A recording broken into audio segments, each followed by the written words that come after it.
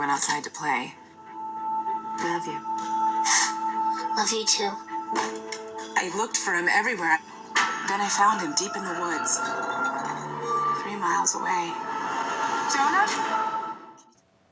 Hello everybody, welcome back to Screenstars. I'm here today to bring you my review for the 2024 science fiction mystery film, Jonah.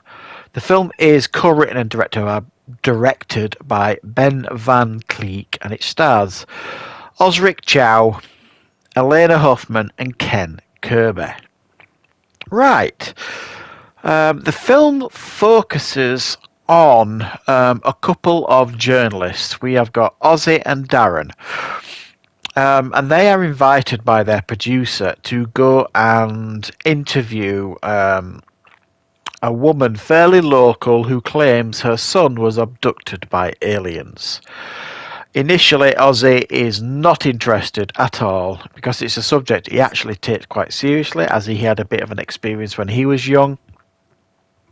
But he kind of comes round and decides, it'd probably be a good idea in order to get a good story. So they turn up at Margot's house. She does indeed claim that her son was abducted by aliens, but he has been returned, but he is not himself. When they try and interview the boy claims that he has been changed and he's awaiting transport back to his home planet and all this kind of stuff. So things are not, what you could describe as normal. Ozzy becomes more and more concerned as the mum is behaving erratically, and he is concerned that the son might be abused. Right, what are my thoughts on Jonah? Well, this film has an interesting premise, and that's what drew me into this. Like abduction movies, sci-fi movies of this kind of, with these kind of stories, generally interest me. I'm not going to lie. And this one, it's a hard one really to summarise. It's a frustrating movie.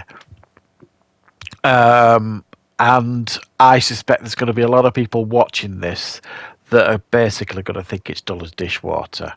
And there's no getting around it. It absolutely is at times. It's intriguing, it's interesting, but absolutely infuriating because at the end of the film it gives you loads of different red herrings, if you like, along the way. Is it the mum? She's quite clearly in financial difficulties because you hear her at the beginning of this movie talking to her bank, trying to get an extension on her mortgage and all this kind of stuff. Ozzy, the journalist, uncovers that it's not even her son, it's adopted, even though she keeps denying it throughout the film.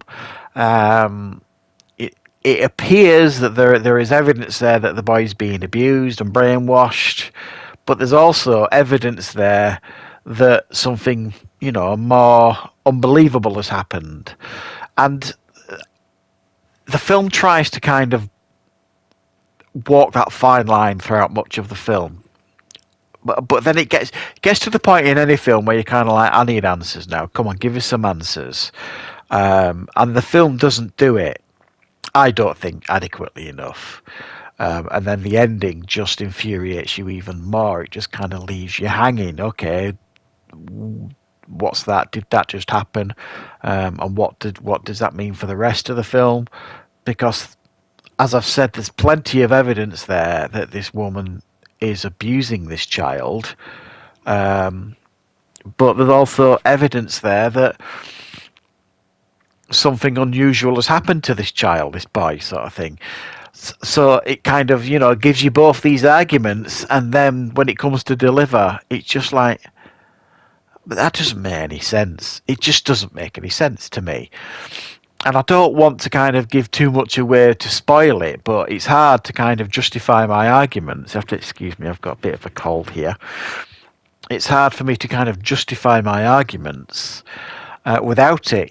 She's just, the mother becomes more and more unhinged as the film goes on, and more frustrating with how she's behaving, to the point where at the end she becomes murderous, but for no real reason. And it was just like, well, what's the point in that? Why has this film done that? Because it just doesn't make sense. It didn't make sense to me why she was doing these things by the end of the film. So I honestly was thinking while I was watching this film, this possibly would work well in like an anthology story, like a 20-minute film, because they try and spread this story painfully over like 90 minutes or just a little bit less.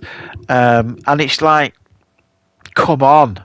When are you going to give us something a little bit more interesting to watch? You know, there's a couple of scenes with them getting drunk with her, which the first time you see it, yeah, you kind of seeing that, okay, this is a bit unusual behaviour from her. She quite enjoys getting pissed and flirting with these guys. It's a bit odd. But then they do it again. We've already got that message. She likes a drink and she behaves strangely. So it's kind of like, what are you going to give us that's kind of different here, sort of thing. And then the tension between the two journalists comes out of nowhere. There's like a scene where they kind of fall out, and it's kind of out of nowhere. It would seem. It didn't feel like, you know, it had really been bubbling away. And now, if it had been bubbling away from the minute they got there, and they'd been at odds with each other about what their beliefs were or what they believed had happened, then you can understand it. But no, I didn't feel there was any real massive tension between the two of them. Not tangibly anyway. And the film kind of plays around the idea that she's kind of keeping the child doped up or something like that. I don't know. It's one of those films that shows you one thing but gives you something else, but what it gives you doesn't match up with what it showed before, and it's just a frustrating film. I can see this getting on a few people's nerves, this film, and I can't deny it. It did kind of get on my nerves a little bit. It was unsatisfying, and even though the performances were all strong by all the actors involved, I didn't have a problem with any of that, and the premise works really well for me, films like this. It just, the delivery, if you like, and, you know, the satisfaction factor of the film just wasn't there for me. So it's not one that I can strongly recommend unless, you know, this is your sort of film and you're really insisting on checking it out. I'll probably definitely give it a go then, but for me, I found it quite unsatisfying. So yeah, thanks for watching, guys. I hope you enjoyed this review. I'll be back, of course, with plenty more reviews and content on the channel very, very soon.